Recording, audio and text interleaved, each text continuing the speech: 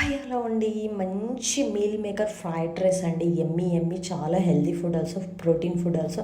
మంచిగా meal maker ఒక కప్పడన్ని తీసుకోండి, కడుక్కొని వాటర్ పిండేసుకొని మంచిగా ఒక బౌల్లో వేసుకొని ఒక హాఫ్ కప్ ఉప్పు, ఒక చిటికెడు పసుపు, ఒక హాఫ్ టేబుల్ స్పూన్ కారము, ఒక టేబుల్ స్పూన్ కార్న్ఫ్లోర్ వేసుకొని ఒక హాఫ్ నిమ్మకాయ బిడ్డేసుకొని బాగా కలిపేసుకోండి.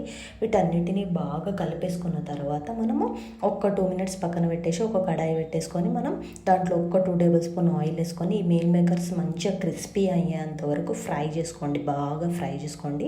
ఒక్క 10 మినిట్స్ పడుతుంది, 8 to 10 మినిట్స్ మంచిగా క్రిస్పీ అవ్వడానికి. హైలో పెట్టుకొని బాగా క్రిస్పీ అయ్యేంత వరకు వేసుకొని వీటిని ఒక బౌల్లోకి తీసేసుకొని పక్కన పెట్టేసుకోండి.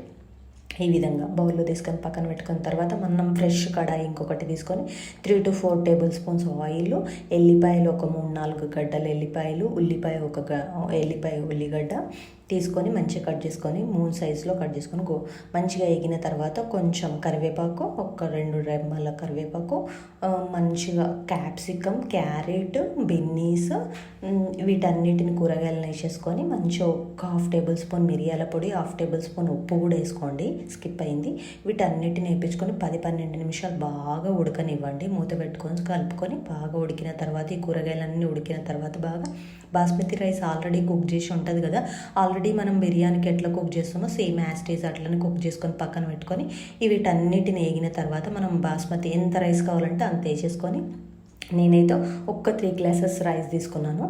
తర్వాత క్రిస్పీగా మనం ఎంపుకున్న మీల్ మేకర్ని పైన వేసుకొని ఒక్క 2-3 మినిట్స్ బాగా కలుపుకొని మూత పెట్టేసుకొని ఒక్క 2-3 మినిట్స్ మగ్గనివ్వండి.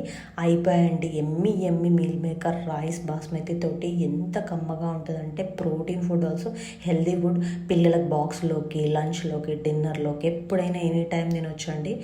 టేస్ట్ మాత్రం ఉప్పు, కారం, మసాలా అన్నీ అదిరిపోయిన క్రిస్పీగా ఉంది. మీల్ మేకర్ చాలా ఎమ్మీగా ఉందండి. Please subscribe, like me, how visit చేసుకొని కామెంట్ చేయండి. చాలా ఎమ్మీగా ఉంది, అదిరిపోయింది.